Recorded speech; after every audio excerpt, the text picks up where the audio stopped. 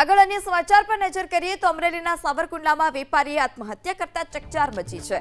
Main બજારમાં શ્યામ શ્રદ્ધા સ્વીટની દુકાન ધરાવતા વેપારી અશોક ચૌહાણે વ્યાજખોરોના ત્રાસથી કંટાળી ગળે ફાંસો ખાઈ આત્મહત્યા કર્યા હોવાનો આરોપ છે।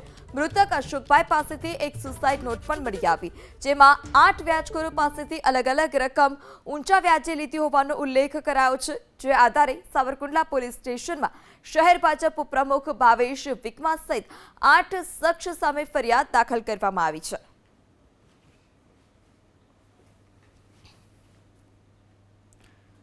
આગળ અન્ય સમાચાર પર નજર કરીએ તો અમરેલીના સાવરકુંડલામાં વેપારીએ આત્મહત્યા કરતા ચકચાર મચી છે। મેઇન બજારમાં શ્યામ શ્રદ્ધા સ્વીટની દુકાન ધરાવતા વેપારી અશોક ચૌહાણે વ્યાજખોરોના ત્રાસથી કંટાળી ગળે ફાંસો ખાઈ આત્મહત્યા કર્યા હોવાનો આરોપ છે।